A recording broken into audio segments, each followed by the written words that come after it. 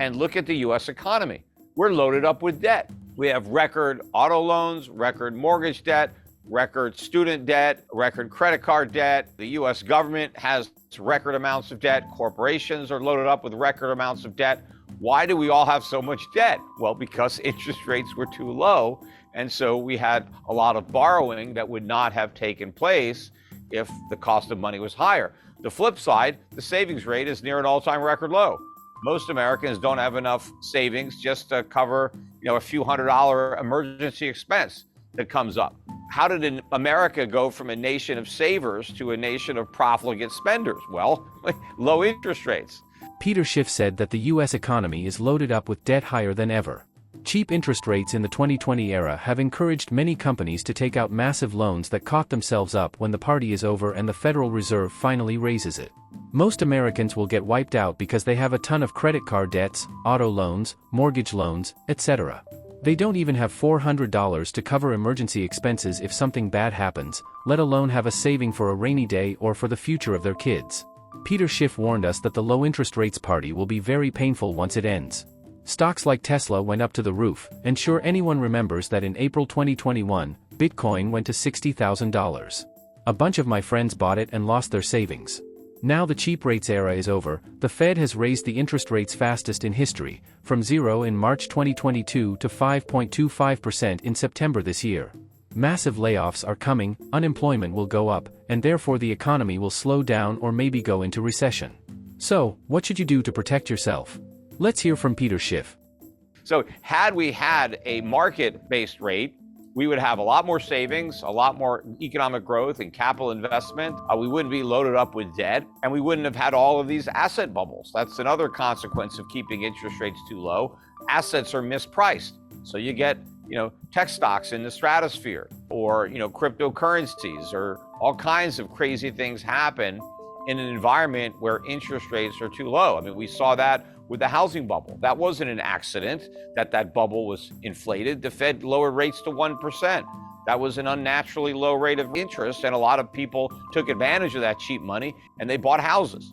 And so home prices kept going up. As the Fed raises rates, people start to sober up, and and they start dumping a lot of these overpriced assets that they bought during a mania. But rates are going a lot higher over time.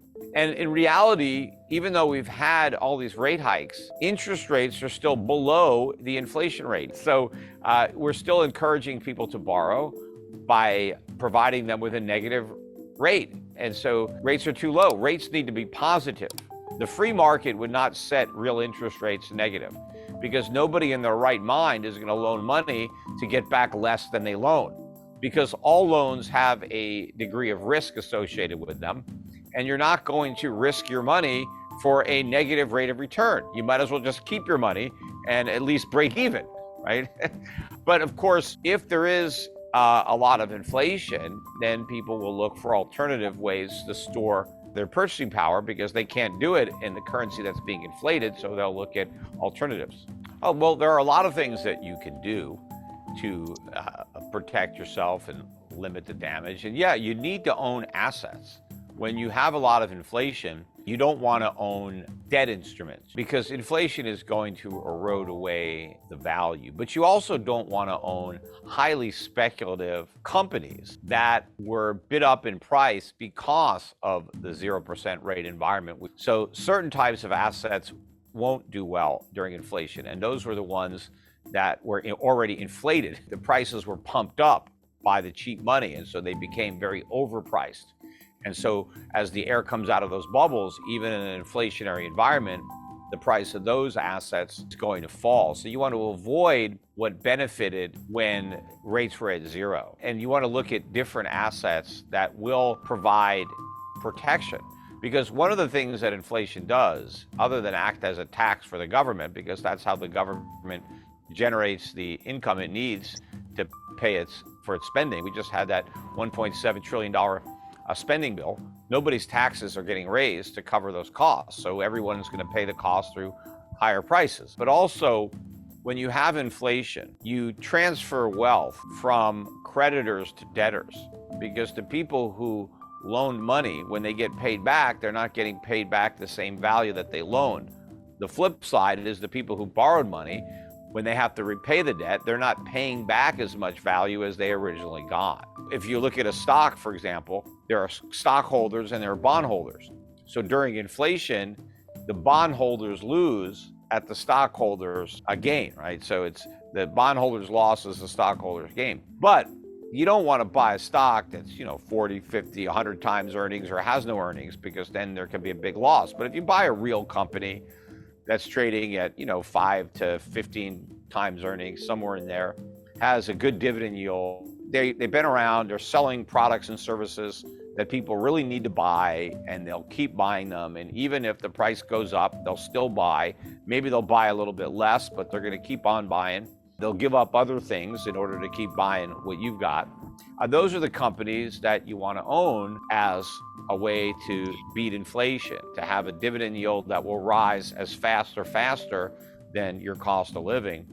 And you want to own real things. You want to own commodities. Gold is one of the commodities that people will own. It's obviously the easiest commodity to own because the storage costs are so low. You can get a lot of value in a small space compared to other commodities.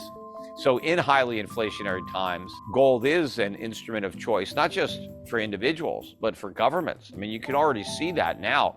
Major central banks around the world have been adding to their holdings of gold, which are still relatively low compared to where those holdings have been in the past. So I think central banks still have a lot of gold to buy. But the average investor, particularly the institutions, are way underinvested in gold compared to where they would have been 30, 40 years ago.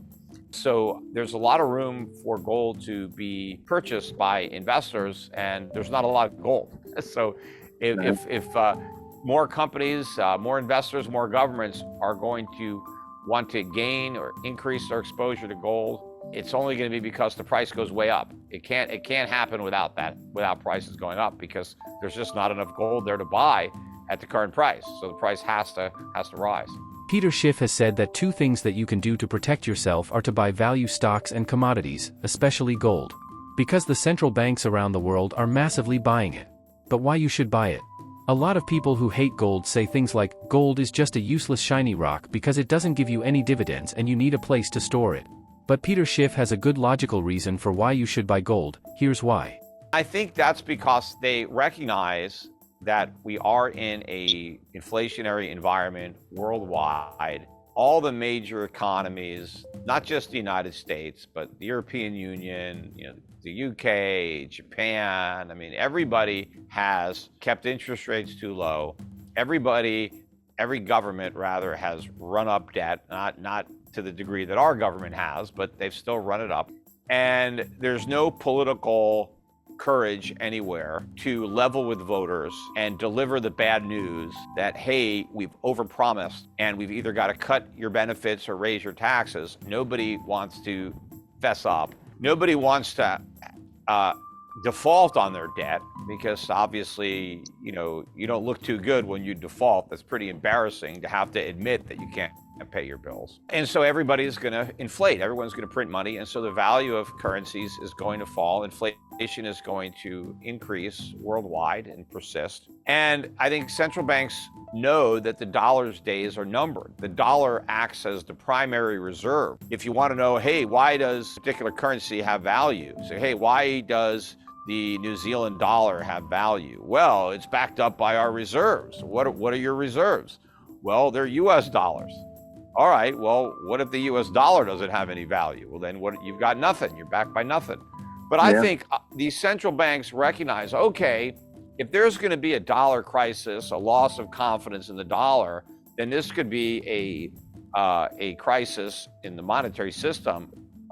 So what do? How are we going to back up our currency? How are we going to convince people that there's real value here? Well, let's back it up with gold. Let's have gold reserves, because that's real.